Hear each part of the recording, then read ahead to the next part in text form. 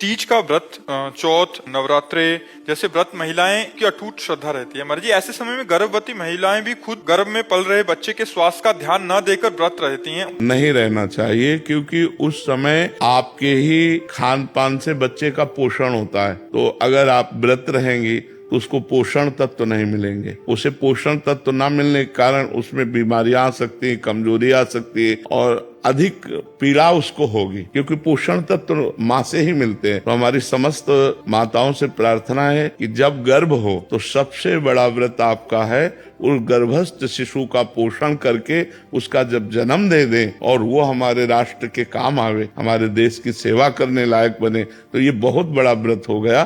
तो उस समय हमें लगता है कि जैसे निर्जला व्रत है या इस तरह के व्रतों का अनुष्ठान न करें, तो अगर आप 9 दिन व्रत रहेंगी तो उस गर्भस्थ शिशु को वो पोषण तत्व तो नहीं मिलेंगे। तो इसलिए अब जैसे करवा चौथ आती है, उसमें माताएं बहनें निर्जला रहती है। अब गर्भस्थ शिशु को यदि नहीं पोषण तत्व तो मिलेंगे तो व्याकुल हो जाएगा ना, परेशान हो जाएगा। वो प्रति क्षण जो नाभि में नली होती है, प्रति घंटे जो माँ खाती पीती है उसी से उसका सार तत्व निकल करके उस गर्भस्थ शिशु का पोषण करता है। तो हमें लगता है कि माताओं को बाहरी आराधना करनी चाहिए, जैसे भगवान नाम कीर्तन है, पाठ है, पूजा है, ये सब करे, लेकिन खान पान में अपने लिए तो संयम कर सकते हैं, लेकिन उस गर्भस्थ शिशु के पोषण के लिए जैसे हम औषधि आवश्यक है, ऐसे वो भोजन आवश्यक है, पोषण तत्व तो आवश्यक है उस बच्चे को। तो हमें लगता है उन दिनों व्रत नहीं रहना चाहिए। बजरंगबाण रोज पढ़ा जा सकता है?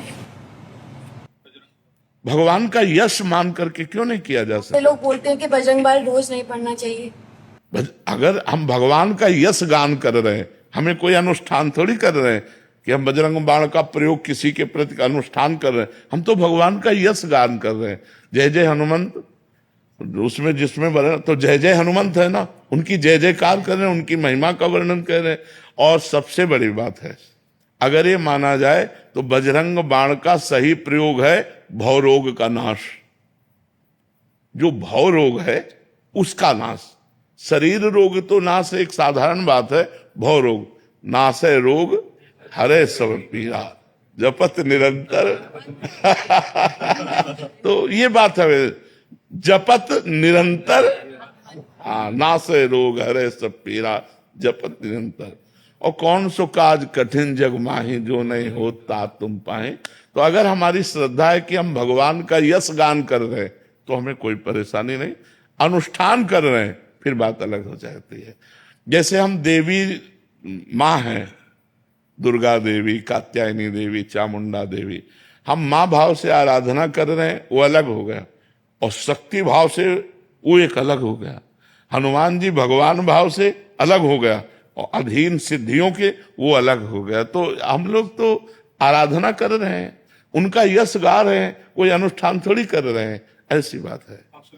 कि क्या महिलाएं हनुमान जी का व्रत रख सकती हैं? महाराज जी, बहुत सारे लोग कहते हैं कि नहीं रखना चाहिए। यदि आप भगवान मानते हैं तो हम भगवान के सब बच्चे हैं, चाहे स्त्री हो चाहे पुरुष हो, ये शरीर है लेकिन अंश तो हम भगवान के ही हैं। तो हम क्यों नहीं हनुमान जी महाराज की आराधना कर सकते? परम ब्रह्मचारी स्वरूप है ना, इसलिए जो निषेध करने वाले जन है उसी ब्रह्मचर्य को लेके हैं कि वो पर वो भगवान है, वो कोई मनुष्य थोड़ी है, स्वयं शंकर है, 11वें रुद्र का अवतार है। तो हमें लगता है कि जैसे आराधना तो सब कोई कर सकता है, पर हम बंधनवार आदि के लिए अभी प्रमाण नहीं पाया अपने हाथ से हनुमान जी के शरीर को छूना या उनके बंधन आदि, ये अभी तक हमें। लेकिन हम अपने भाव से कहते हैं कि हमारे वो भगवान है, हम हनुमान चालीसा पढ़े, हम हनुमान जी का नाम जप करें, हनुमान जी के लिए भोग की व्यवस्था करें। ये मान लो घर में हनुमान जी विराजमान तो रसोई बनाकर बढ़िया सुंदर भोग लगावें, ये सब हम हनुमान जी की आराधना कर सकते हैं। लेकिन बंधनवार चढ़ाना आदि ये हमें प्रमाण नहीं मिला, इसलिए हम इस विषय में हाँ नहीं कह सकते।